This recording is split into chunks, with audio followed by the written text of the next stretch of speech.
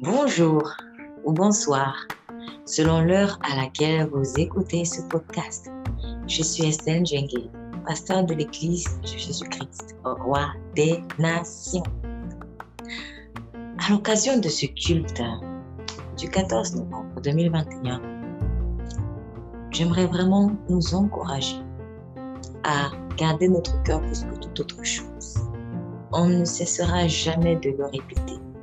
Oui, du cœur provient soit la vie, soit la mort. Savez-vous que ce qu'il y a dans notre cœur peut littéralement affecter notre corps, notre santé physique? On le voit dans le livre des Proverbes, chapitre 14, verset 30, où il est écrit « L'envie est la carie des os ». Bien-aimé, prends courage. Ne laisse pas ce mauvais sentiment affecter ta santé. Laisse l'odeur de Christ se répandre au travers de toi. Et lorsque l'odeur de Christ se répand au travers de toi, pour certains, ce sera une odeur de vie pour ceux qui sont appelés au salut. Mais pour d'autres qui refusent le salut, ce sera une odeur de mort. Alors, pourquoi être étonné lorsque tu es rejeté? Je t'encourage à écouter le message dans son intégralité. Puisse le Saint-Esprit de Dieu t'éclairer davantage. N'oublie pas, il t'aime énormément.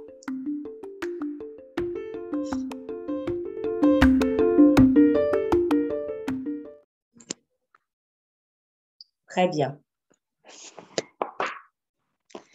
Nous allons ouvrir dans le livre des Proverbes. Proverbes chapitre 14. Proverbes chapitre 14.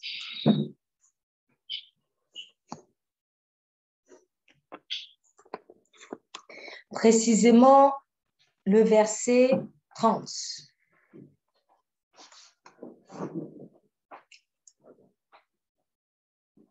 Que quelqu'un fasse la lecture. Proverbes chapitre 14. Verset 30. Un cœur paisible est la vie du corps, tandis que l'envie est la carie des os. Très bien. C'est comment dans ta version? Un cœur paisible est la vie du corps, tandis que l'envie est la carie des os. Très bien. Alors, dans la version parole de vie, nous avons un esprit paisible donne la santé. Mais la jalousie ronge le corps. Dans paisible, vous avez, selon certains commentaires, et dans d'autres versions aussi, ça correspond à cela, il me semble en tout cas, vous avez satisfait, bienveillant, donc un cœur paisible. Quand un cœur est paisible, ça implique beaucoup de choses. Vous savez, par exemple, les Juifs, vous le verrez aussi même dans la parole, ils avaient une façon de se saluer. Ils l'ont toujours même d'ailleurs. Parfois même dans certaines églises, c'est comme ça aussi qu'on se salue parce qu'on a repris cette salutation. On dit shalom. Shalom. Donc, quand vous entendrez par exemple un chrétien vous dire shalom bien-aimé, ne soyez pas étonnés, c'est ça. En fait, c'est vraiment paix sur toi. C'est ce que ça signifie. D'ailleurs, dans certaines religions, on dit encore, hein? Comme quoi, vous voyez, il copie tout. Bon, ça c'est une parenthèse. Shalom bien-aimé, donc ça signifie paix sur toi. Mais vous savez, dans le shalom là, en tout cas en hébreu, il y a plein de choses à l'intérieur. Donc quand on te dit paix sur toi, c'est prospérité physique, la santé, matériellement tu ne manques de rien, vraiment que ta famille prospère, que tu sois fécond, que tes entreprises évoluent, tes projets évoluent. En fait, on te souhaite tout cela. Donc, shalom, ce n'est pas juste la paix comme ça, mais vraiment, c'est la paix du cœur, c'est la paix extérieure aussi. Donc, shalom, c'est plein de choses. Et Jésus a dit, je suis le prince de paix. Et je vous laisse ma paix, je vous donne ma paix. Ma paix, ce n'est pas comme la paix du monde. C'est quoi la particularité de la paix du monde? C'est que tu as un temps, tu es tranquille, et puis 2 semaines plus tard, 3 semaines plus tard, un autre problème survient. Donc, du coup, la paix du monde, elle est zigzag. C'est jamais permanent. C'est toujours un coup ça va, un coup ça ne va pas. Un coup ça va, un coup ça ne va pas. Donc, on comprend que la paix du monde, elle est finalement éphémère. Elle est éphémère, ça ne dure pas. Ah oui, franchement, je suis sûre que si je rencontre la femme de ma vie ou si je rencontre l'homme de ma vie, là, je vais être en paix. Bon, tu rencontres quelqu'un qui semble gentil, voilà, après vous vous mettez ensemble. Dans les premiers jours, ça va, les premières semaines, les premières années. Après, quelques temps plus tard, tu comprends rien. Tu as l'impression que tu ne connaissais jamais la personne. Et puis, ça recommence. Et puis, tu te dis, non, en fait, ce n'était pas le bon, ce n'était pas la bonne. Et puis, je recommence avec une autre personne. Et puis, la même ritournée, la même ritournée. Donc, la paix, ce n'est, du monde, elle n'est pas fidèle. Elle ne reste pas avec toi. Je peux encore prendre un autre exemple. Je me dis, bon, peut-être qu'en fait, finalement, ce n'est pas un homme ou une femme qu'il nous faut. C'est peut-être le travail. Quand je vais trouver le meilleur poste dans mon entreprise, alors là, je vais être en paix. OK, tu as la promotion. 2 semaines, 3 semaines après, je ne sais pas moi, une maladie arrive, il n'y a plus la paix. Donc, finalement, tu te dis, mais ce n'est donc pas le travail. Ce n'est donc pas peut-être la femme ou l'homme. Ce n'est pas peut-être même le fait d'avoir des enfants. Parce qu'il y a aussi certaines personnes qui se disent, ah, vraiment, mon mari ne m'aime pas. Mais je suis sûre que si j'ai fait des enfants, là, il va m'aimer. Bon, tu fais des enfants, mais l'amour ne vient toujours pas. Tu te dis, en fait, c'était pas ça la paix. Peut-être au début, pendant que tu es enceinte, il va prendre soin de toi parce qu'il a intérêt. Mais dès que tu as fini d'accoucher, on ne comprend plus rien. Et je peux aussi parler à l'inverse, hein, parce qu'il y a des femmes comme ça. C'est-à-dire, au début, elle est très attachée à son mari. Dès qu'elle a des enfants, le mari n'existe plus. Je le dis parce que je sais qu'il y a plein de personnes en fait qui se plaignent de ça, mais c'est un problème qu'on évoque en psychologie. Finalement, en fait, parfois, certaines hommes ont l'impression que la femme les a simplement utilisés comme un simple géniteur. Pourquoi? Parce qu'elle était obsédée par le fait d'avoir des enfants. Donc, il fallait quelqu'un. Et puisqu'on ne peut pas faire des enfants seul, bon, il fallait qu'elle soit gentille avec toi le temps qu'elle fasse des enfants. Une fois qu'elle a des enfants, c'est fini. Et là, tu te dis, mais je pensais en fait que j'allais avoir la paix quand j'allais avoir des enfants. Mais j'ai l'impression que le fait d'avoir des enfants, ça me prive encore de ma propre femme. Finalement, qu'est-ce qui peut me donner la paix? Jésus dit, je suis le prince de la paix. Donc, la paix a un nom, c'est Jésus-Christ lui-même. Quand on dit Jésus-Christ signifie sauve, Dieu vient te sauver aussi du trouble. Le salut en Jésus-Christ est plein. Ce n'est pas que fuir l'enfer. Et nous, parfois, on a limité en fait le salut à fuir l'enfer. Ok, je suis sauvé, je ne vais plus aller en enfer. Le problème, c'est que tu étais dans les chaînes du trouble de l'âme, tout le temps inquiet. Quand tu as la Jésus-Christ, la paix descend sur toi, sur toi. C'est pour ça que vous avez eu à observer que certaines personnes, quand on va prier pour eux, on avait sûrement, ah, mais j'ai senti une paix pendant la prière. C'est normal. C'est la présence de Jésus-Christ. Jésus-Christ est la paix. Ce n'est pas le travail. Ce n'est pas un stage. Ce ne sont pas les amis, les copines, les copains, les clubs et tout ça. Ce n'est même pas l'église, bâtiment ou l'église, juste frères et sœurs. En tout cas, si quelqu'un compte sur moi pour lui donner la paix, il va être très déçu. Parce que je ne peux pas donner la paix à quelqu'un. Je peux seulement prendre ta main et te conduire vers la paix. Tout comme un frère ou une sœur en Christ peut seulement prendre ta main et te dire, tu sais, la paix c'est là-bas. Moi aussi, je suis au bénéfice de ça.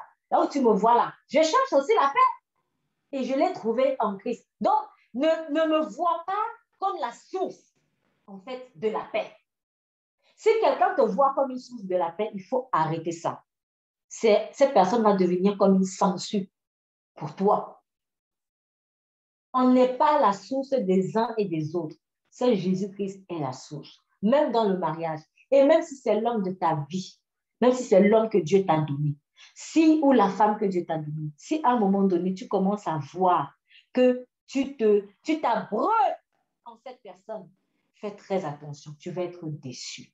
Car cet homme ou cette femme, fût-il le choix de Dieu, fût-elle le choix de Dieu, ne peut pas être la source de ta vie. Les copains, c'est pareil. Je suis en train de donner un message basique, mais vous savez, il est important de répéter. Comme l'apôtre Paul a dit, je ne cesserai de répéter en fait ces choses parce que c'est du salut pour vous-même. Souvent, on dit, oui, je sais que Jésus est la paix, mais on ne vit pas Jésus la paix. On sait que Jésus est la paix parce qu'on nous l'a appris, parce qu'on l'a lu, mais on ne vit pas ça. On ne vit pas ça. C'est là où il faut donc s'arrêter et se poser la question, Seigneur, qu'est-ce qui fait que je ne vive pas ta paix? C'est simple. Il faut s'arrêter. Je sais pourtant que c'est cela, mais il y a une différence entre la connaissance intellectuelle, la révélation et vivre la révélation. Je reprends. Il y a une différence entre la connaissance intellectuelle d'une parole de Dieu, la révélation de cette connaissance-là, et maintenant vivre cette révélation. Avant, je disais révélation égale vivre, mais peut-être que certains ne seront pas d'accord, mais je pense qu'il y a une différence, une toute petite différence, si vous avez déjà expérimenté certaines choses. Parce que quand tu vas lire la parole, il y a un moment donné, tu te dis, ah, j'ai compris, je vois maintenant. C'est la révélation. Tes yeux se sont ouverts. Mais maintenant, le jour où il faut vivre la chose, tu sens qu'il y a une différence. Et tu te dis, ah ouais, là, c'est dur. C'est pour cela que je fais la différence entre la connaissance intellectuelle, c'est-à-dire, je connais la Bible, mais il n'y a pas le Saint-Esprit dedans. Beaucoup connaissent la Bible sans le Saint-Esprit. Donc là, c'est vraiment mort de chez mort. Là, il faut partir au tout début, avoir la révélation du Saint-Esprit et vraiment donner sa vie à Jésus-Christ. Maintenant, quand tu es en Christ, il y a maintenant ces deux phases. La révélation de la chose. C'est-à-dire, tu lis la parole et Dieu t'ouvre les yeux sur quelque chose. Par exemple, comme hier dans le temps de prière, j'ai partagé des révélations sur des identités. Donc, il y a une chose entre savoir que Dieu m'a donné une puissance pour être rapide et maintenant vivre ça, parce que je peux savoir ça. Mais tous les jours, je manifeste la lenteur. Et c'est là où, en fait, il faut maintenant vivre. Parce que c'est la vie, c'est la mise en pratique qui va te libérer. C'est pour cela que Jésus a dit que celui qui écoute mes paroles et les met en pratique. Celui qui écoute et les met en pratique. Il est comme celui qui a bâti sa maison sur le roc. On n'a pas dit seulement celui qui écoute. Il y a beaucoup d'auditeurs, mais finalement qui savaient être oubliés. Ils ont écouté, ils n'ont fait que écouter. À combien de personnes vous avez prêché la parole de Dieu? Combien sont venus? C'est là où vous voyez qu'il y a une différence entre connaître intellectuellement, avoir la révélation et vivre la révélation. Donc, le cœur tranquille est la vie du corps. Ce qui veut dire que quand j'ai la paix, même physiquement, ça affecte dans le bon sens du terme. Quelqu'un qui n'est pas en paix va tout le temps te troubler. Le Seigneur m'a permis vraiment d'animer, d'être animatrice bénévole dans des maisons de retraite. Je vous assure, j'ai vu des choses, pour la plupart, en tout cas des gens que moi je voyais, les maladies de Parkinson, les maladies bizarres parfois qu'ils avaient là. En fait, je me rendais compte que c'était soit l'amertume, soit le non-pardon. Moi, je pensais qu'on les a mis là parce que peut-être que, bon, voilà, il est âgé et c'est normal d'être, quand tu es âgé, d'être vulnérable à certaines maladies. Mais je vous assure, pour l'avoir vu de mes propres yeux, côtoyer ces personnes, parler à ces personnes, j'ai compris que la plupart de leurs maladies, ça venait d'un problème du cœur. L'un, il n'a pas pardonné à sa fille qui a volé ses biens et l'a abandonné dans la maison de retraite. L'autre, depuis qu'il est jeune, il a aujourd'hui peut-être 70 ans, 80 ans, mais il n'a pas oublié la fille qu'il avait trahie, une amoureuse de jeunesse. Je vous assure, les papis et des mamies me parlaient souvent. Oui, quand j'étais enfant, ma maîtresse m'avait dit que je suis nulle. Elle était enfant. C'est ça qui l'a poussée à 80 ans. Quand il y a un problème dans ton cœur, même si c'est à l'école que ta maîtresse ou ton maître t'avait maudit et tout, ils s'en souviennent. Parce que c'était une flèche de Satan dans leur cœur qui ne peut pas partir si ce n'est le sang de Jésus. Avant, on va se dire, avec le temps, je vais oublier avec le temps. Le temps ne libère pas, je vous assure. C'est pour cela que même si on t'a violé un an, tu vas t'en souvenir et ça va t'affecter jusqu'à 100 ans. Et quand j'ai vu ça, moi-même, ça m'a parlé. Moi-même qui leur parlais, je me suis dit dans mon fort intérieur, le Seigneur est en train de te donner une leçon. Fais attention à ton cœur, sinon tu vas mal vieillir. Et ne crois pas que la blessure que tu as eue, et peut-être que tu ignores, parce que souvent, comme on veut être gentil, on se dit, bon, c'est bon, je pardonne. C'est pas grave, c'est pas grave. J'ai juste tendance à dire, c'est pas grave. Mais souvent, Dieu me dit, c'est grave. Ne minimise pas cette blessure. Si tu la minimises, elle va te poursuivre. Reconnais que tu es blessé. Reconnais. Confesse-la. Libère. Parle par la bouche. Libère. Si tu ne reconnais pas que tu es blessé, la blessure, elle est enfermée. Et quand une blessure est enfermée, qu'est-ce qui se passe? Elle s'infecte. Elle s'infecte. Le problème est que, comme un jour Dieu m'a dit, tu ne peux pas cacher une poubelle longtemps dans une maison. Si je prends une poubelle et que je la mets dans le coin pour que personne ne la voie, qu'est-ce qui va se passer quand des gens vont arriver? Qu'est-ce qui sent comme ça? C'est la première chose qu'on va poser. Qu'est-ce qui sent? Pourtant, j'ai tout fait pour cacher. J'ai même mis un pot de fleurs au-dessus et tout. On va sentir. Qu'est-ce qui sent comme ça? Tu vas dire quoi? Tu ne pourras rien dire, à moins que les gens ne soient bouchés d'oreilles. Donc, tu ne peux pas cacher une blessure dans ton cœur éternellement. Un jour, ça va sentir.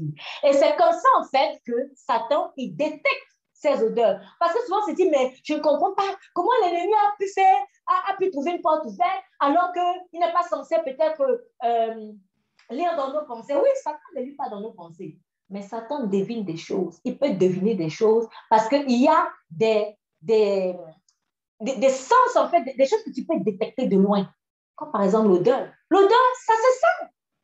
Satan ne lit pas dans les pensées. Mais quand il vient autour de toi, il dit, il y a une odeur là que j'aime bien. Lui, il va dire ça comme ça. Satan va dire, il y a une odeur là que j'aime bien. Ça sent l'amertume. Ah, je vais faire quelque chose avec lui. Et là, il vient. C'est comme ça qu'il vous détecte.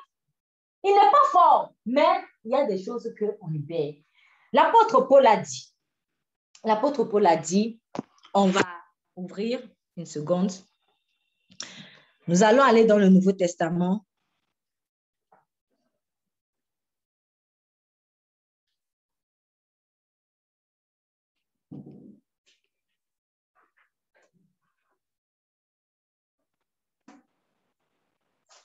Nous allons dans le Nouveau Testament, dans le livre de 2 Corinthiens. 2 Corinthiens, chapitre 2. 2 Corinthiens, chapitre 2. 2 Corinthiens, chapitre 2, verset 14. Bon, on va commencer à lire à partir du verset 12 jusqu'à la fin, verset 17. Est-ce que quelqu'un veut faire la lecture? 2 Corinthiens, chapitre 2, verset 12 au verset 17. Merci. Au reste, lorsque je fus arrivé à Troas pour l'évangile de Christ, quoique le Seigneur m'y eût ouvert une porte, je n'eus point de repos d'esprit, parce que je ne trouvais pas Tite, mon frère. C'est pourquoi, ayant pris congé d'eux, je partis pour la Macédoine. Grâce soit rendue à Dieu qui nous fait toujours triompher en Christ et qui répand par nous en tout lieu l'odeur de sa connaissance. Nous sommes en effet pour Dieu la bonne odeur de Christ parmi ceux qui sont sauvés et parmi ceux qui périssent. Aux uns, une odeur de mort donnant la mort, aux autres, une odeur de vie donnant la vie. Et qui est suffisant pour ces choses? Car nous ne falsifions point la parole de Dieu, comme font plusieurs, mais c'est avec sincérité, mais c'est de la part de Dieu que nous parlons en Christ devant Dieu. Amen. Amen. Je sens que ça parle à quelqu'un. Au reste, lorsque je suis arrivée à Troas pour l'évangile de Christ, quoique le Seigneur m'y eût ouvert la porte, je n'eus point de repos d'esprit parce que je ne trouvais pas titre. Donc, vous voyez, quelqu'un qui était troublé, c'est l'apôtre Paul, il était troublé dans son âme parce qu'il y avait son frère en Christ qui lui manquait. C'est pourquoi, ayant pris congé d'eux, je partis pour la Macédoine. Ensuite, il dit, grâce soit rendue à Dieu qui nous a fait toujours triompher en Christ et qui répond par nous en tout lieu. Donc, première chose, grâce soit rendue à Dieu qui nous a fait toujours triompher. Pourquoi? Parce qu'en Christ, il n'y a jamais d'échec. Quand tu fais alliance avec le vainqueur, tu es toujours sûr de vaincre. S'il y a un championnat de boxe aujourd'hui et que c'est X ou Y, bon, X a perdu, Y a gagné, tout le monde va vouloir s'allier avec le champion. Il faut être un peu bizarre pour aller s'allier avec le perdant. Si tu as un problème demain, c'est lequel des deux que tu vas appeler? C'est le champion. Christ a été le champion. C'est lui qui a été le vainqueur sur la mort. Et il nous donne sa victoire. Il nous fait toujours triompher. Personne ne peut l'égaler. Personne ne peut le détrôner. Donc, quand il dit « il nous a fait toujours triompher », il ne faut pas oublier que l'apôtre Paul est passé par toutes sortes de situations terribles. Donc, quand il dit « il nous fait toujours triompher », il parle du fond de ses tripes. Par tout ce par quoi je suis passé, j'ai triomphé. Donc, il n'y a rien qui peut t'effrayer en fait.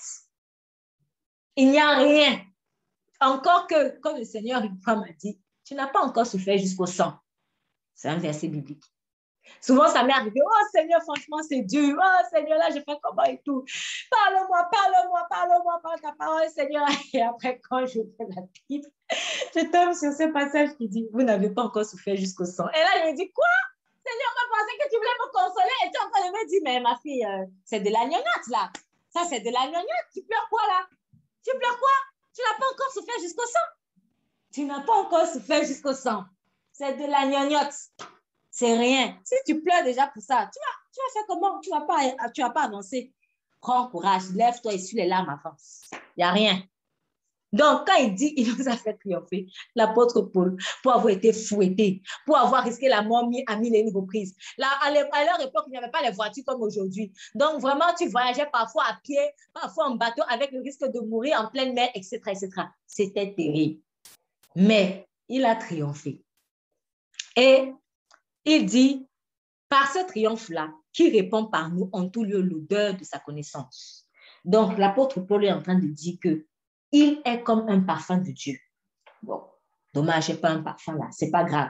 Mais le parfum, en fait, c'est quoi? Une boîte de parfum. Pour pouvoir parfumer peut-être la salle, il faut que tu appuies. Psh, psh. Et quand tu appuies comme ça libère donc le parfum. Ce qui veut dire que chacun d'entre nous sommes comme des boîtes de parfum de Christ. Christ est le liquide à l'intérieur qui est l'odeur. Nous sommes le parfum. Et il dit, ce parfum-là, il est libéré comment? Il dit, et qui répand par nous en tout lieu. En tout lieu. Tout. À la maison, tu répands le parfum. À l'école, tu répands le parfum. Au travail, tu répands le parfum. Où tu te trouves, tu répands le parfum. Ce qui veut dire que là où Dieu t'a envoyé, ce n'est pas juste pour aller faire comme tout le monde. C'est pour répandre son parfum. Sinon, tu es inutile. Donc, quand il y a des situations un peu bizarres qui arrivent, moi, Seigneur, je ne comprends pas. Mais tu es censé répandre mon parfum, en fait. Même si des gens te regardent mal, c'est normal. C'est qu'ils ont senti un parfum. Et en fonction de l'état de cœur, la réceptivité de l'odeur va être différente. Pourquoi? Parce que pour certains, ça sera la bonne odeur. Donc, quand certains vont sentir le parfum que tu dégages, ils vont dire, ah, mais il y a quelque chose avec elle qui m'intéresse. Il y a quelque chose avec lui qui m'intéresse. Ça sent bon, mais ça ne va pas sentir bon pour tout le monde. Parce qu'il dit, et une odeur de mort, donnant la mort aux autres qui n'ont pas accepté Jésus-Christ. Donc, il y a d'autres, quand ils vont sentir ton parfum, ils vont se dire, Donc, ne sois pas étonné que lorsque tu arrives dans ce milieu-là, peut-être au travail ou je ne sais pas où, il y a des gens qui Tu ne leur as jamais parlé, ils ne t'ont jamais parlé, mais ils te regardent bizarre. C'est l'odeur du parfum que tu dégages. Et pour celui qui est appelé à être sauvé, normalement, tout le monde est appelé à être sauvé. Mais nous choisissons d'être élus ou pas, en fonction de si nous avons accepté l'invitation du roi. Sinon, l'invitation est donnée à tout le monde. Christ n'a pas versé son sang pour faire du favoritisme. C'est pour tout le monde. L'invitation a été donnée à tout le monde. Donc, il suffit que tu acceptes. C'est fini. Tu es sauvé. Si tu acceptes, c'est fini. Mais pour celui qui est prédisposé à accepter, il va sentir une bonne odeur et il va être attiré vers toi. Il va vouloir être ami avec toi. Il y a un truc en toi qui m'a dit, je ne sais pas, tu dégages quelque chose. Parfois, ça va être dans des mots beaucoup plus simples que ça. Oh, tu es trop gentil. Mais en fait, c'est qu'il n'arrive pas à mettre des mots. Quand il te dit, tu es trop gentil, au fond, son âme est en train de dire, il y a quelque chose, il y a une lumière en toi qui m'attire. Il faut juste comprendre, en fait, les codes. C'est que les gens ne savent pas mettre les mots sur ce qu'ils ressentent en vous. Mais pour une autre personne, dès qu'elle te voit, elle te toise. Elle te toise. Dans son cœur, elle va dire, c'est qui ça? C'est qui ça? Elle vient d'où?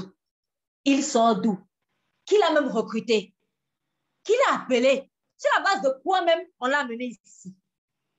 C'est l'odeur de la mort pour la personne qui n'est pas prédisposée. Après, la bonne nouvelle est quoi? Est ceci. La bonne nouvelle est que celui qui est prédisposé aujourd'hui, enfin, celui qui n'est pas prédisposé, pardon, aujourd'hui, peut un jour finalement devenir prédisposé. Donc, il ne faut pas avoir une attitude fataliste. Certains de ceux qui ont crucifié Jésus se sont repentis après, quand l'apôtre Pierre a prêché. Mais il y en a qui ne vont jamais être prédisposés parce qu'ils ont choisi jusqu'au bout, jusqu'à la fin de leur jour, de refuser Christ. Donc, vraiment, j'aimerais encourager quelqu'un aujourd'hui qui peut-être se sent, je ne sais pas moi, persécuté ou rejeté et tout. C'est normal.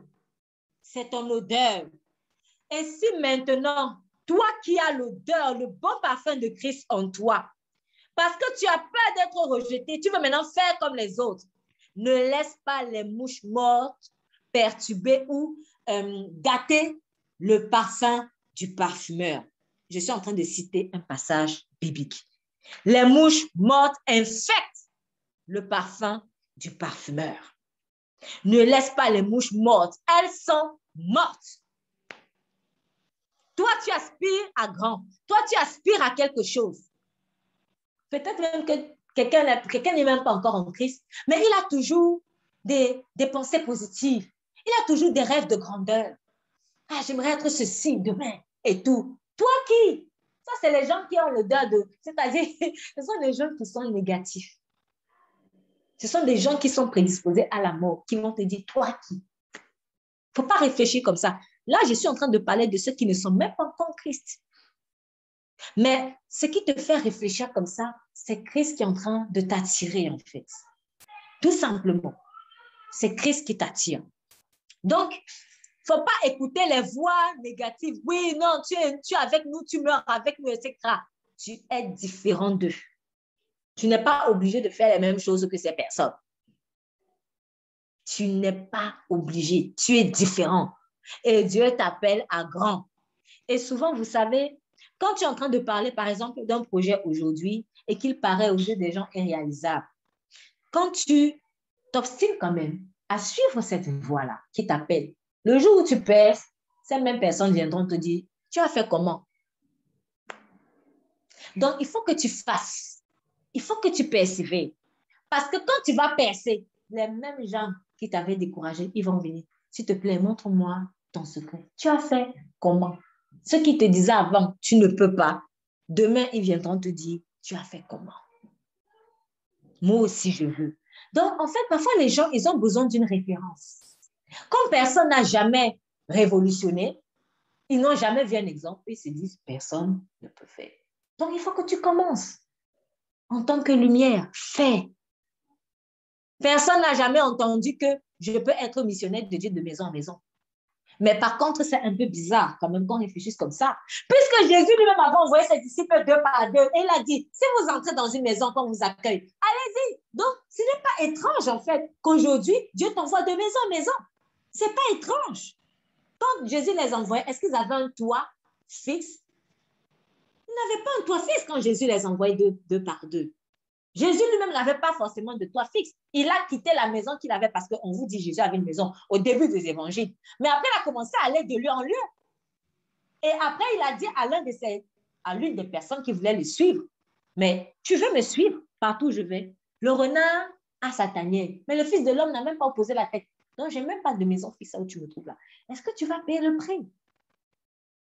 Jésus n'avait pas forcément de maison. Littéralement, Jésus aurait été qualifié de SDF avec nos mots d'aujourd'hui, sans domicile fixe. Pourquoi on a peur de payer ce prix?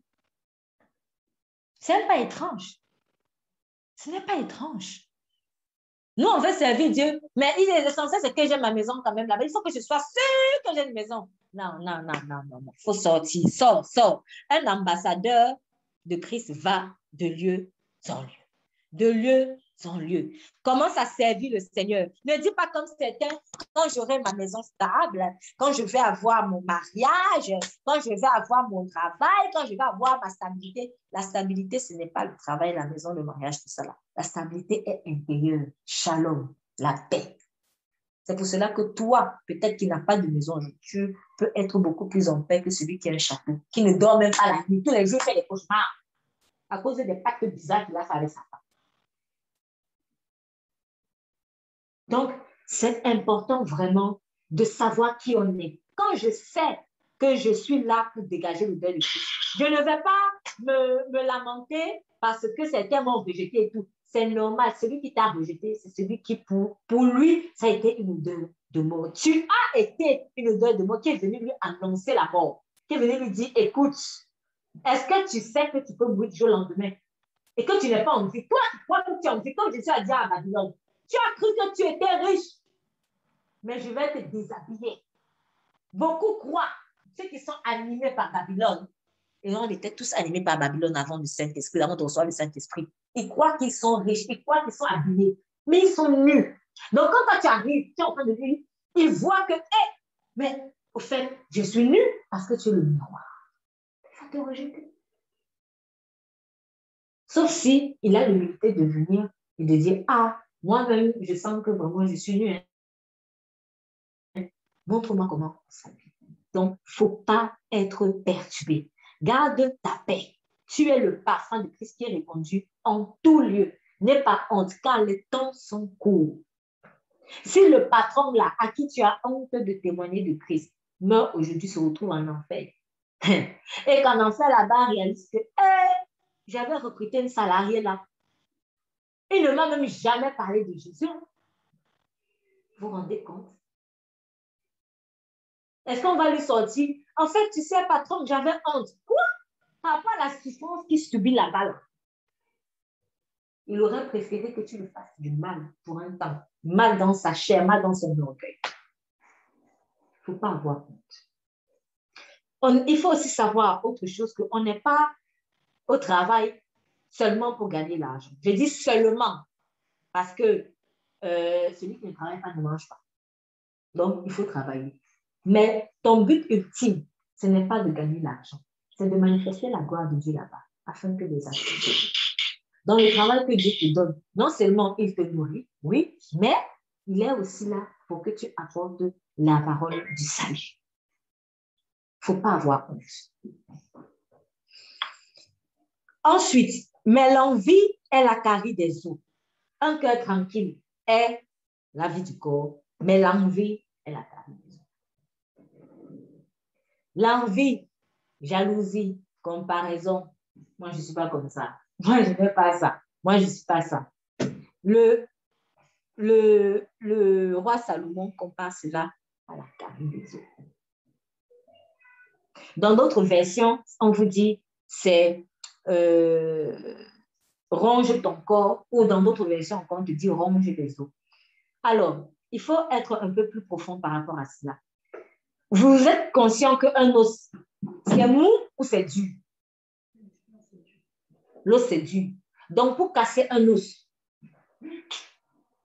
il faut un choc violent. On est d'accord? Il faut un choc violent, n'est-ce pas? Donc, quand on te dit maintenant que quelque chose a rongé un os, imaginez maintenant la puissance de cette chose-là. C'est que cette chose-là est colossale.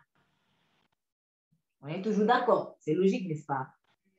Maintenant, on te dit, l'envie ronge l'os là. Est-ce que vous imaginez donc la gravité de l'envie? Et ça me fait penser à ce proverbe, proverbe 27. Il me semble que c'est proverbe 27. La colère, proverbe 27, verset 4, je lis. La colère est cruelle, la fureur est comme une inondation. Mais qui pourra subsister devant la jalousie? Moi, ce passage m'a toujours donné, ça m'a beaucoup, franchement, ça me fait trop réfléchir. Qui peut tenir devant la jalousie? Donc, c'est comme si la jalousie, elle est plus forte que la colère. Elle est plus forte que la fureur. Mais remarquez que la jalousie, souvent, elle ne parle pas. N'est-ce pas? La jalousie, c'est dans le cœur. Dès que tu vois quelque chose, alors que la colère, elle est bavarde. Mais la jalousie ne parle pas. Mais on te dit que qui peut tenir devant elle? Donc, la jalousie est plus puissante que la colère. Je vous en prie, abandonnons ça. Il faut abandonner la jalousie. C'est quelque chose, il ne faut pas blaguer avec. Ça ronge l'os. Ton os, ça ronge ça. Je ne sais pas si la colère ronge l'os, mais en tout cas, on te dit l'envie, donc la jalousie, ronge l'os. Parfois, moi, en tout cas, c'était mon petit secret. Mais c'est un secret de polichinelle. Quand Dieu me reprend par rapport à un défaut que j'ai, et que je vois que je répète, je me dis non, mais c'est pas possible. Je pensais que j'avais déjà laissé ça, que c'était parti. Et quand je vois que ça recommence, je m'assois. Je dis, c'est que je n'ai pas compris en fait le mystère qui se cache derrière ce péché. Donc, il faut que je m'asseye pour bien comprendre, mais ce péché même là, c'est quoi?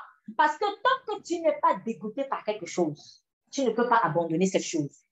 Tu peux prier pour quelqu'un qui, peut-être quelqu'un qui est addict de la drogue ou de la pornographie ou de tout autre vice. Si la personne aime bien la pornographie, elle aura du mal à lâcher cela en fait. Donc, il faut qu'elle arrive à un stade où elle est dégoûtée. C'est la prière que vous devez faire. Quand vous sentez qu'il y a un péché qui veut vraiment s'accrocher à vous et que vous avez du mal à vous débarrasser, priez que Dieu vous ouvre les yeux sur le vrai visage de ça. Souvent, Dieu va t'ouvrir les yeux sur le vrai visage de ce péché en te confrontant à quelqu'un qui a ce péché. Par exemple, si c'est la jalousie, il va mettre en face de toi peut-être quelqu'un qui te jalouse aussi.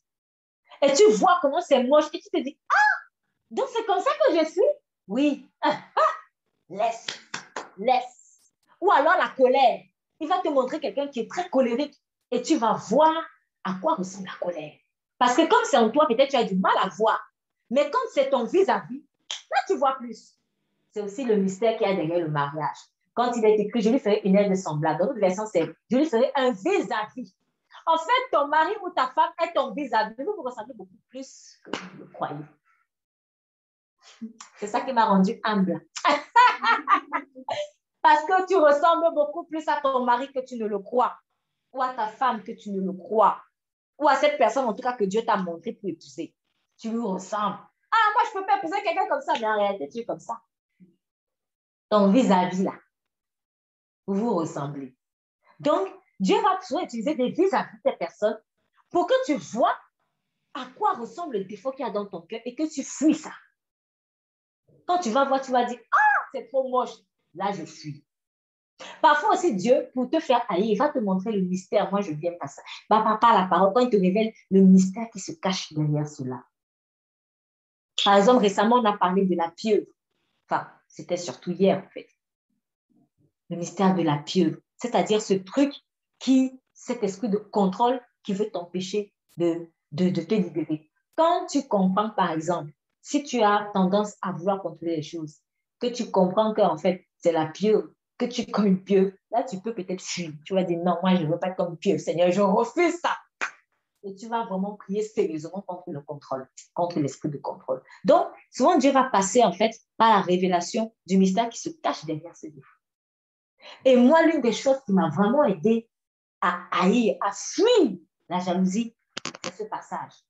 Je me suis dit, moi, je ne connais pas un autre péché dans la Bible. En tout cas, si quelqu'un connaît, qui m'informe. Mais pour avoir lu du Genèse Apocalypse jusqu'ici, à plusieurs reprises, je n'ai pas vu un autre péché où on a dit qui peut tenir devant. C'est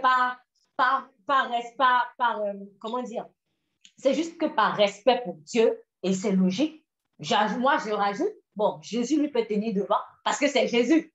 Mais en même temps, le roi Salomon est en train de parler des êtres humains. Quand il dit qui peut tenir, c'est que la jalousie, c'est chaud.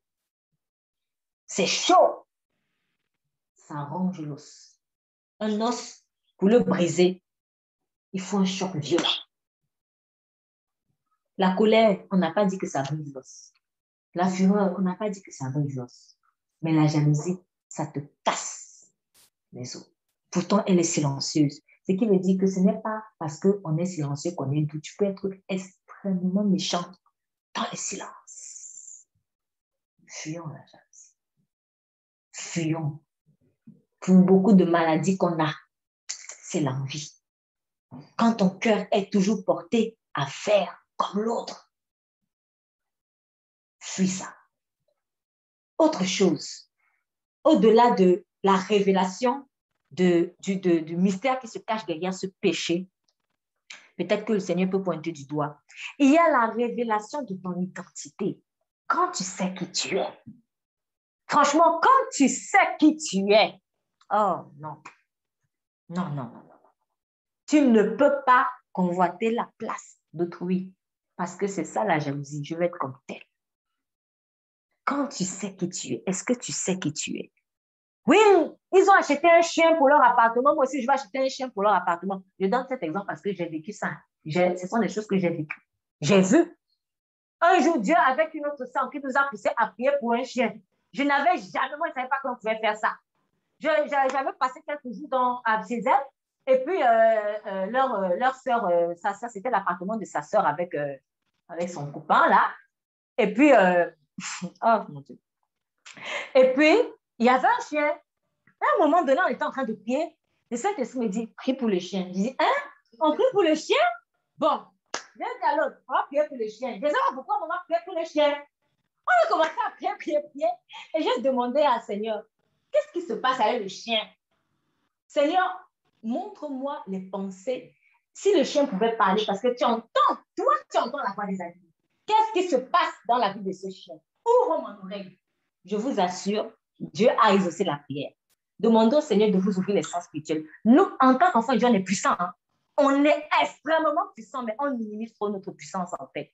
Dieu m'a ouvert les oreilles et j'ai entendu le chien parler. Le chien était en train de se plaindre. On m'a arraché de la campagne.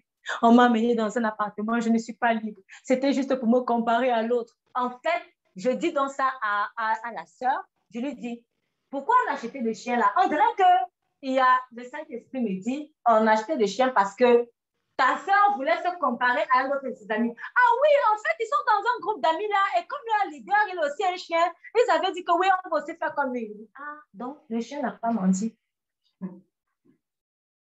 En fait, le chien il avait des comportements bizarres, en fait. Le chien avait des comportements bizarres. Bon, moi, je ne savais pas, parce que moi, je suis venue là pour quelques jours. Mais c'est elle, finalement, qui m'informe que oui, donc c'est ça qu'il a des comportements bizarres et tout, oui. En fait, il n'était pas à l'aise dans cette maison. Le chien, on l'avait arraché en plus de sa maman, il était bébé. Donc, on est allé arracher un chiot à la manette, juste pour que je veux aussi ressembler à mon pote. Donc, en fait, tu n'as pas acheté même le chien parce que tu aimes bien le chien, mais le chien était un instrument de m'as-tu vu? Ce n'est pas parce que c'est un chien. Ce n'est pas parce que c'est un chien. Donc, les choses qu'on fait juste par envie, ça va nous poursuivre. Ça va nous poursuivre. Quand j'expliquais récemment que si tu fais un enfant, par exemple, que pour avoir les papiers, tu es en train d'envoyer un joug d'esclavage sur l'enfant. Quand il va grandir, c'est comme une malédiction qui est sur lui. Soit demain, il n'aura pas de papiers, soit aussi, même s'il a des papiers, quelqu'un peut-être va vouloir l'épouser que pour des papiers. Mais en fait, ce que tu as libéré sur l'enfant, ça va le poursuivre. Il n'y a que Jésus qui peut briser cette malédiction-là. Il n'y a que Jésus. Donc, si j'utilise, je fais même un simple achat. Je suis même allée encore plus avec des animaux, mais même si c'est une robe ou un téléphone, tiens, on parlait de téléphone la dernière fois. Vous avez vu comment on était attaqué, rien qu'à cause d'un téléphone, qu'on voulait avoir de plus. Le diable est entré. Pourquoi? Parce que ça faisait cupidité. Donc, un achat compulsif, en fait, tu es en train d'ouvrir une porte à quelque chose. Attention, ce n'est pas maintenant pour devenir paranoïaque. Je n'ai pas maintenant dit que vous ne devez plus vous faire plaisir. Ce n'est pas ça, parce que d'autres sont dans d'autres extrêmes aussi. Tu as l'impression qu'avec eux, tu ne peux jamais te faire plaisir. Ce n'est pas ce que je suis en train de dire. Mais en tant qu'enfants de Dieu, nous sommes saints. Et sachant que tout acte que nous posons est une semence. Et en fonction de l'état de cœur dans lequel j'ai posé l'achat d'une voiture, l'achat d'un simple téléphone, l'achat d'un vêtement, est-ce que ça vous est jamais arrivé, par exemple, que vous achetez un vêtement et puis finalement, vous n'avez plus envie de porter? Ça arrive. Pourquoi j'ai m'acheté ça? Ah, ça ne m'intéresse plus. Achat compulsif. C'est l'état de cœur dans lequel tu fais le shopping. C'est pour ça que moi, désormais, depuis que j'ai devenu ma vie à Christ, je fais le shopping en priant. Et je vous assure, hein, ça marche. Ça marche. Je dis, Seigneur, bon, voici le budget. On part où? On commence par quoi? Et il me dit, va à tel endroit, va à tel endroit, va à tel endroit. Et ça rentre toujours dans le budget. Et tout ce que j'achète désormais, j'utilise. Alors qu'avant, j'en avais beaucoup, je n'utilisais même pas. Achat compulsif. C'est avec la tactique, c'est cette tactique-là que le diable utilise aussi chez beaucoup de commerçants. Quand ils vont surtout faire des alliances avec les ténèbres pour avoir des clients. On envoie des démons pour faire des achats compulsifs. Tu achètes seulement juste pour qu'il ait l'argent. Donc, si tu n'es pas rempli du Saint-Esprit, toi, tu vas aussi entrer là-bas parce qu'il y a un esprit bizarre qui t'attire. Vous remarquerez dans beaucoup de boutiques, vous voyez des statues bizarres, des hôtels. Vous croyez que c'est quoi? C'est pour rien? Ou alors, ils mettent l'encens dans les boutiques. Tu entres, tu sens l'encens. Vous croyez que c'est pourquoi? C'est pour que vous fassiez des achats compulsifs. Il veut ton argent. Finalement, ton argent est esclave de quelqu'un d'autre. Alors que ton argent, qui déjà même n'est pas ton argent en fait, parce que c'est l'argent de qui? C'est l'argent de Dieu. À moi l'or, à moi l'argent. Donc, nos états de cœur sont extrêmement puissants. Et en particulier, faisons attention à l'envie. Si les gens ne voient pas, sache que l'envie du cœur ou un problème dans le cœur, ça libère une odeur. Et cette odeur-là, ce problème de cœur devient comme une mouche morte dans le vin, dans le parfum du parfumeur. Donc, ça va pervertir ton parfum. Quand Christ t'a sauvé, tu as une bonne odeur. Tu n'es plus n'importe qui. Ne laisse pas des mouches mortes. Elles sont mortes. Non seulement ce sont des mouches, mais elles sont mortes. J'aimerais poursuivre et peut-être que ça sera le dernier point. Toujours dans la même dynamique de attention à l'état de cœur, parce que le Seigneur m'a vraiment beaucoup parlé de ça aujourd'hui. C'est dans la sagesse et la moquerie. Vous savez, les gens qui, en général, ont une mauvaise attitude vis-à-vis de vous, parce que vous avez libéré une odeur de mort, ils manifestent aussi très souvent de la moquerie. Surtout quand vous commencez à parler de Jésus. Ah, moi, je ne fais pas ça parce que je suis chrétienne et tout. Tu te prends pour qui, toi? Tu veux jouer les saintes ni touches? Désolée pour l'expression, mais je vais être un peu directe. Tu te prends pour la Vierge Marie? Ça, c'est une expression que j'entendais beaucoup quand j'étais dans le monde. C'est horrible même. Tu te prends pour qui et tout? Donc, les moqueries. Et maintenant, si toi, tu es trop fier, tu vas te laisser faire. Mais nous devons aujourd'hui, en tant qu'enfants de Dieu, être insensibles à la moquerie. Rira bien qu'il rira le dernier. Toi, tu sais que tu es sur la bonne voie. Ce n'est pas parce que Dieu n'a pas encore levé ta tête aujourd'hui qu'il ne va pas lever ta tête. Ces gens-là n'auront pas tort seulement quand ta tête est levée. Ils ont déjà tort dès maintenant. Dès la création du monde, ils ont tort. Du moment où tu te moques de Dieu, tu as déjà tort. Donc, ce n'est pas parce que toi, tu es en position de faiblesse qu'eux, ils ont raison. Laisse la fierté, meurs à la fierté, laisse qu'ils se moquent de toi. Si Jésus avait honte des moqueries, personne ne serait sauvé. Personne. Personne ne serait sauvé. Donc, laissons les moqueries de côté. Oui, il n'a pas ceci, oui, il n'a pas ceci, oui, il n'a pas ceci, oui, il n'a pas ça. Et n'oublions pas que nous-mêmes, on était aussi moqueurs. Quand on était, surtout quand on était en moment. Oui, en tout cas, moi, personnellement, je reconnais. Je me suis moquée des chrétiens. Je me suis moquée. Je les trouvais ridicules. Je n'oublierai pas ce jour où il y avait, je voulais donner des vêtements, j'avais des vêtements dont je voulais me débarrasser. Et il y avait des décolletés, donc j'ai voulu offrir à une personne. Et puis, elle m'a dit non, non, elle ne prend pas, elle ne porte pas de décolleté. En fait. Je me suis moquée d'elle parce que je savais qu'elle était chrétienne. Je me suis moquée, je me suis dit, alors franchement, là, il ne faut pas exagérer, quoi, franchement. Je me suis souvenue, j'en ai parlé à ma mère, on a rigolé. On a commencé à dire, oh Seigneur, vraiment, vraiment, tu nous as aimés, Seigneur. Parce que quand je me pense encore, j'en suis pas fière. Et avec ma mère, on a commencé à dire, vraiment, les églises, là, ma mère qui sont les églises bizarres, là. Dans les églises, on les dit, tu ne dois pas porter le décolleté. Oui, j'ai dit ça. Alors que la fille, elle voulait rester pudique. Aujourd'hui, c'est moi qui prêche ça. J'aurais bien aimé la rencontrer pour lui dire, écoute, hein, ça a changé. Sûrement même que Dieu lui a dit, je suis convaincue de ça, prie pour elle. Prie, je ressens en fait. Je suis sûre que Dieu lui a dit, prie pour elle. Prie pour elle. Donc, les moqueurs là, il faut prier pour eux. Ils ne savent pas ce qu'ils font. Donc, comme toi, tu ne savais pas ce que tu faisais, et comme tu t'es moqué, les gens aussi juste pas la même chose. Tu ressens juste ce que tu as fait subir à l'autre avant, c'est tout. Donc, il n'y a rien d'extraordinaire. Laisse les moqueurs se moquer. Dieu, lui, y jugera. Le moqueur, il cherche la sagesse et il ne la trouve pas. Donc, le moqueur est dans la folie. Mais la science est aisée à trouver pour un homme de bon sens. Un homme qui a, en anglais, en fait, c'est a discerning person. Une personne qui a le discernement, qui voit, qui comprend. Donc, quand, par exemple, tu dis à quelqu'un, tu sais, là, il y a un complot. En fait, ce qui se passe là, c'est un complot.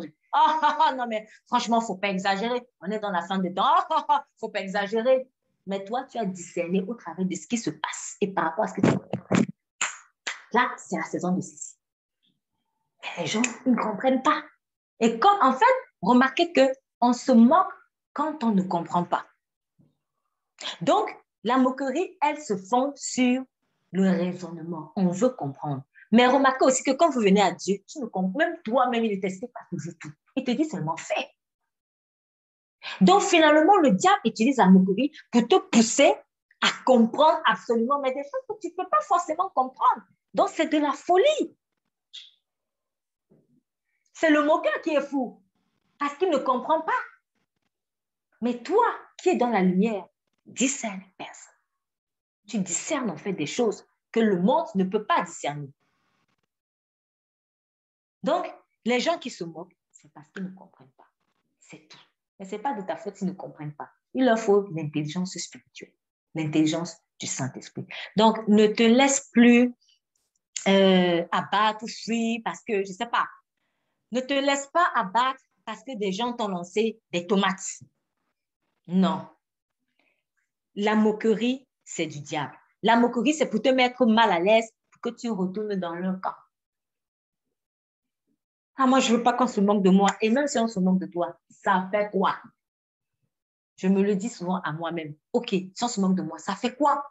Ça fait quoi? Ça ne fait rien. Ça ne fait rien finalement. Ça ne fait rien. C'est juste ton orgueil qui est un peu titillé. Mais du coup, s'il n'y a plus d'orgueil, il n'y a rien. Donc, il faut lâcher prise en fait. Et la sagesse, éloigne-toi de l'homme insensé puisque tu ne connais pas en lui des paroles sages. Alors, par rapport à la sagesse et la moquerie, j'aimerais insister sur un point. C'est dans Isaïe. Alors, je vais retrouver. Déjà, c'est dans Isaïe 33. Isaïe 33. Ah, merci Saint-Esprit. Alors, Isaïe 33 dit ceci. Le chapitre, en fait, c'est sur la délivrance et le relèvement promis au peuple de Dieu. Donc, Dieu fait une promesse à son peuple de ce qu'il va le relever. Donc, il dit, je vais lire très rapidement. Malheur à toi qui ravage, qui n'a pas été ravagé, qui pille, qui n'a pas été pillé. Quand tu auras fini de ravager, tu seras ravagé. Quand tu auras achevé de piller, on te pillera. Éternel, aie pitié de nous, nous nous attendons à toi. Sois le bras de ceux-ci dès le matin et notre délivrance au temps de la détresse. Donc, en fait, Israël est en train de crier. Appel à Dieu. Ils disent, au bruit du tumulte, les peuples ont pris la fuite. Quand tu t'es élevé, les nations se sont dispersées. Donc, quand Dieu s'est levé, c'était le chaos dans le camp des ténèbres. Votre butin sera ramassé comme ramasse la sauterelle. On se précipite dessus comme la sauterelle se précipite. L'Éternel va être exalté, lui qui habite les lieux élevés. Il remplira Sion de justice et d'équité. L'Éternel te dit qu'il te remplira de justice et d'équité. Et la sécurité de tes jours, l'assurance du salut seront la sagesse et la connaissance.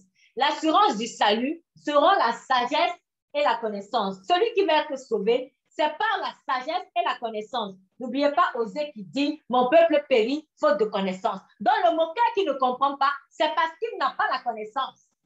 Donc quand lui te dit tu es stupide, en fait tu parles à l'envers. C'est lui qui est stupide, il s'insulte lui-même. Tu n'es pas stupide. Dieu ne peut pas te demander de faire des choses stupides. Tu n'es pas stupide. C'est lui qui, excusez-moi, mais finalement est stupide parce qu'il ne comprend même pas. C'est quoi la définition de stupide? Je ne comprends pas. Bon, j'aime pas trop cette expression, mais on dit vulgairement bête, con.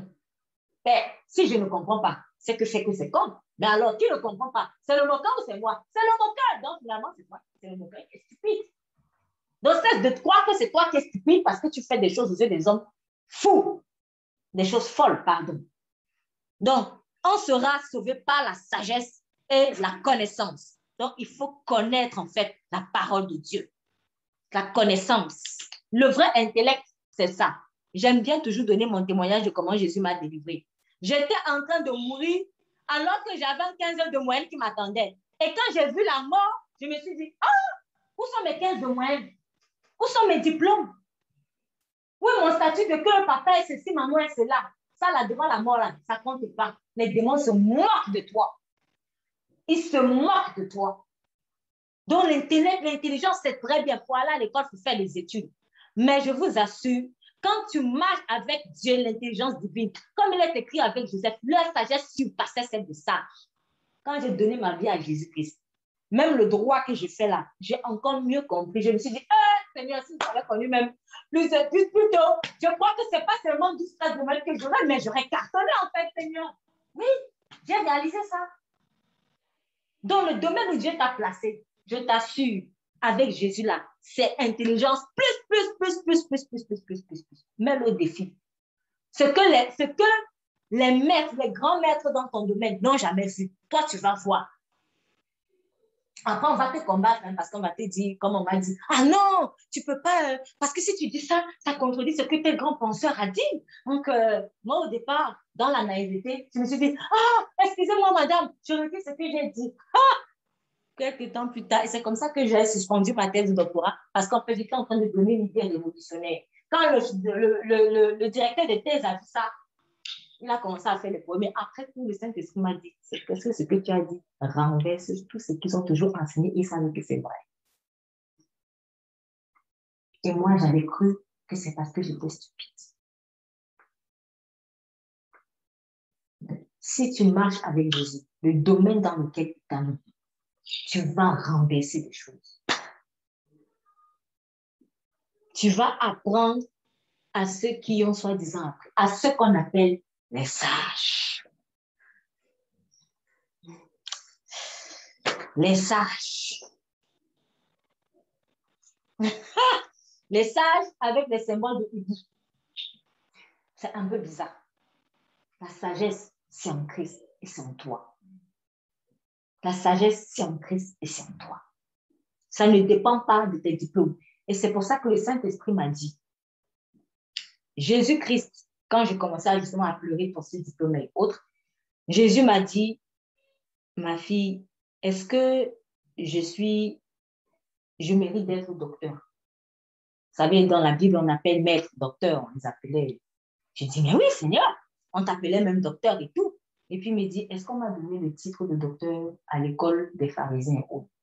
Je dis, non. Je dis, oh, Seigneur, c'est la même chose en fait. Oui, quand tu as une sagesse qui surpasse celle des hommes, comment ils vont te donner le doctorat? Comment ils vont te donner le diplôme, le BTS, ou je ne sais pas tout ce que tu veux? Ils vont te donner ça comment? Ils vont combattre ça. On a refusé ce titre à Jésus-Christ. Pourtant, il était le docteur des docteurs. Donc, ce n'est pas extraordinaire ce que tu vis. Ils vont combattre ça parce que c'est trop fort. C'est trop fort. Je dis des paroles qu'on m'a sorties même souvent. Ah non, madame, c'est trop fort. Là, c'est trop fort. Oui! Je ne sais même pas ce qui m'a fait ne même pas voir avant. Ce sont des choses qu'on m'a sorties. Ah non, non, c'est trop fort. Bon, diminue un peu. Et puis, et après, quand je vais aussi diminuer parce que j'étais obsédée par l'obtention du diplôme, Dieu veut aussi bloquer. Dieu me dit, c'est même pas l'idée que j'étais donnée. Je suis en train de faire le travail de tout. J'étais donné l'idée. Et après, j'ai commencé à me travailler. Mais j'ai dit, Seigneur, je ne comprends pas. Et bien, finalement, ça a dû craquer. Donc, c'est pour dire que même ton diplôme humain, il n'est pas forcément significatif de ton véritable niveau. Crois en toi. Ton diplôme humain n'est pas forcément significatif de ton véritable niveau. C'est pour cela donc que Dieu va souvent te pousser à faire des choses qui dépassent ce niveau-là. Tu vas dire, mais je n'ai pas la qualification. Laisse tomber. Tu l'as beaucoup plus que tu ne le crois. Tu l'as beaucoup plus que tu ne le crois. Parce que ces pharisiens ne vont jamais te donner un diplôme dans leur école. Puisque tu es censé être sous leurs pieds. Tu n'es pas censé venir les enseigner. Mais comme un jour Dieu m'a dit, tu vas enseigner les enseignants. Et ça avait commencé, j'avais enseigné dans ma tête. Mais ils ont rejeté. Mais ce n'est pas parce qu'on a rejeté Jésus que Jésus n'était pas docteur. Il est le docteur des docteurs. Jusque son titre de docteur, là, ça vient du Père. Donc, si peut-être je ne sais pas, à l'école telle ou à l'université telle, je ne sais pas, on n'a pas mis ton diplôme là-bas, docteur. Parce que dans le ciel, ça y est. Et là-bas, c'est impérissable. Tu as le niveau. Et j'irai encore plus loin. Ce n'est pas parce qu'ils n'ont pas reconnu en 2010 qu'ils ne vont pas reconnaître en 2015, 2020, 2021 seulement. Il y a beaucoup de grands scientifiques aujourd'hui qui, au début, avaient été, bon, pas aujourd'hui, mais avant, avaient été combattus parce que leurs idées étaient révolutionnaires. Avant, on pensait que la Terre était plate. On pensait que la Terre était plate, jusqu'à ce qu'on s'est rendu compte, en fait, non, elle n'est pas plate. Elle est ronde. Et en plus, elle tourne. Quand on avait sorti la théorie au début, on a pris le monsieur pour un fou.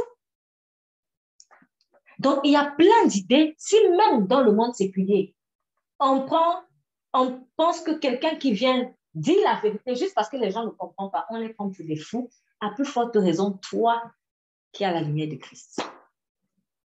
Donc, moi, j'ai vraiment appris au travers de cette grande leçon, je n'attends pas l'homme pour me diplômer. Tu es sur terre pour accomplir un projet de Dieu. Accomplis-le. Et c'est le Saint-Esprit qui te qualifiera. De un. Et de deux, le Seigneur est capable de te faire justice. S'ils n'ont pas reconnu au moment où il faudrait reconnaître, à ce moment-là, le Seigneur permettra qu'un jour, tu aies ce diplôme. Enfin. Donc, excusez-moi, vraiment, on sera sauvé par la sagesse et par la connaissance. Et je vais directement au passage 15.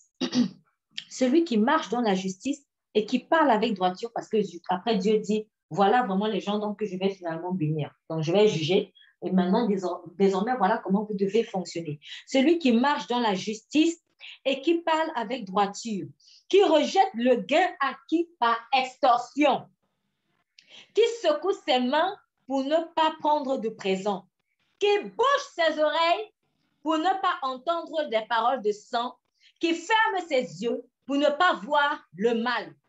Celui-là habitera dans les lieux élevés. Des forteresses de rochers seront sa retraite. Son pain lui sera donné. Ses yeux ne manqueront point. Tes yeux contempleront le roi dans sa beauté. Ils verront la terre éloignée. Alors, j'insiste sur celui qui bouge ses oreilles pour ne pas entendre les paroles de sang, celui qui ferme ses yeux pour ne pas voir le mal. C'est-à-dire, Dieu est en train de dire que je veux que tu marches le monde dans la sainteté. Ne sois pas là où on dit des choses bizarres. Enlève tes oreilles dessus.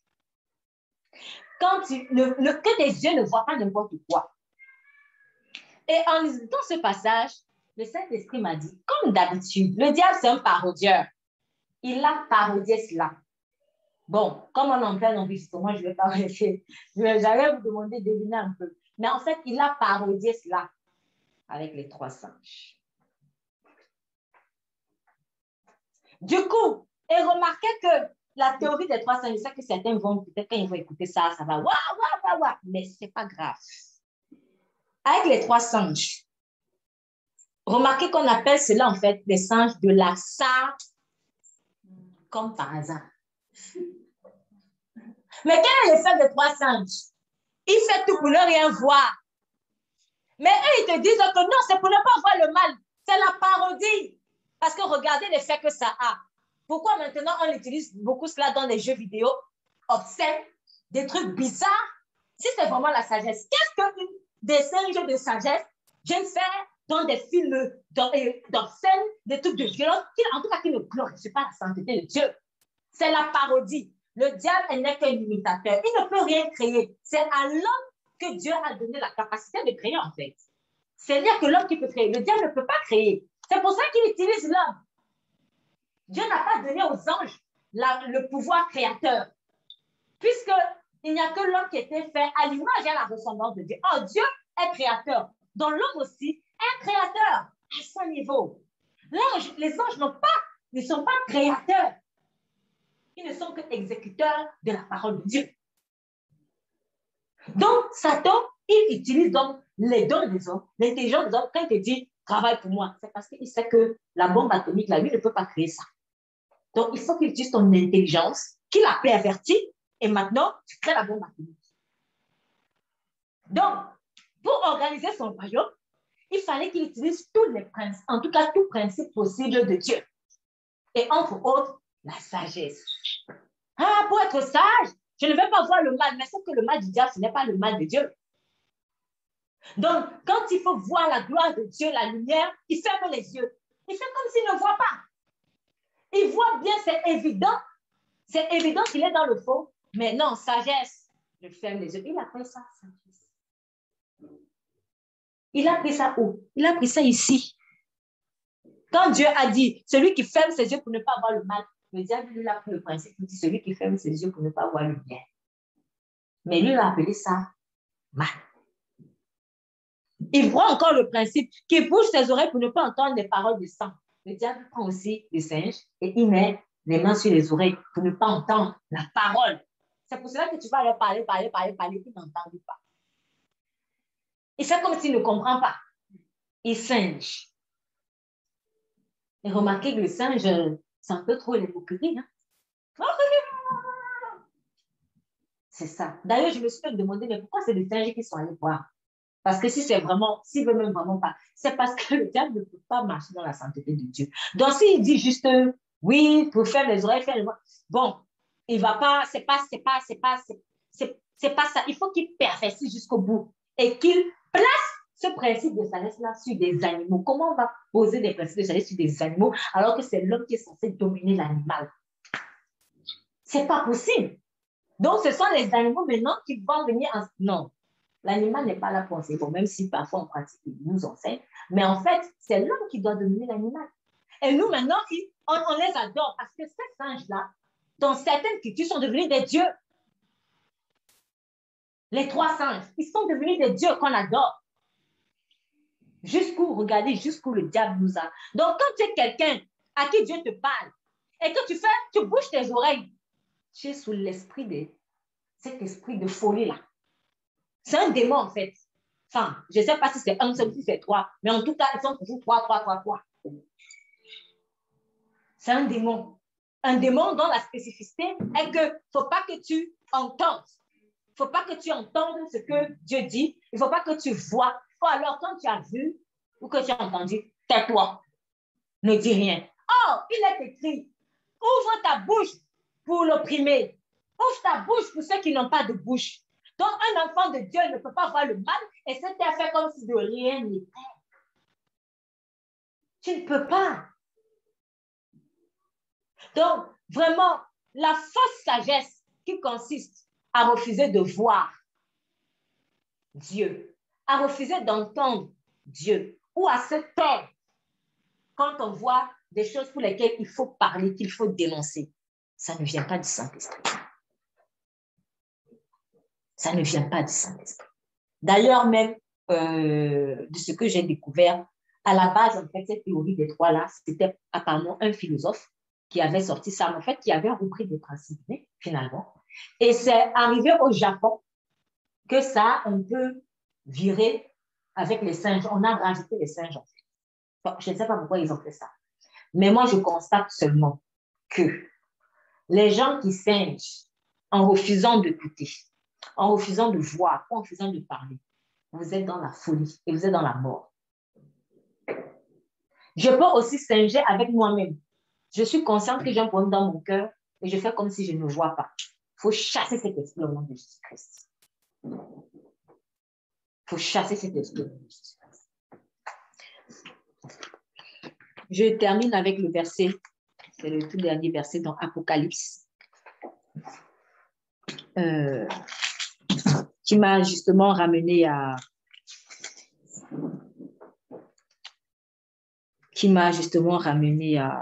Isaïe.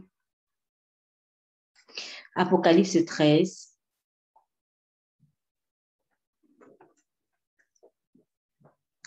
Vous remarquerez que quand ils disent, verset 8, « Et tous ceux qui habitent sur la terre adoreront la bête, malheureusement, ceux dont les noms ne sont pas inscrits dans le livre de vie de l'agneau qui a été immolé de la création du monde. » Donc, vous voyez que ça rejoint le passage de tout à l'heure quand on vous disait, lorsque on est une odeur de Corinthiens, vous êtes une odeur de vie ou de mort selon que les gens soit vont accepter Christ, soit vont périr. Donc, pour ceux qui avaient déjà délibérément choisi de se révéler avec Christ, ils vont facilement adorer la bête. Et leur nom n'est pas écrit dans le livre de vie de l'agneau qui était immolé dès la création du monde. Ce qui veut dire que Jésus, en fait, les choses avaient été accomplies depuis la création du monde. Tout ce que vous faites aujourd'hui, ça avait déjà été écrit depuis la création du monde. Si quelqu'un a des oreilles, qu'il écoute. Si quelqu'un a des oreilles, qu'il écoute. Remarquez que c'est un passage biblique qui vient constamment. Si quelqu'un a des oreilles, qu'il écoute. C'est pour cela que le diable a voulu donc parodier le principe de « je n'écoute pas ». Je n'écoute pas. Écoutons.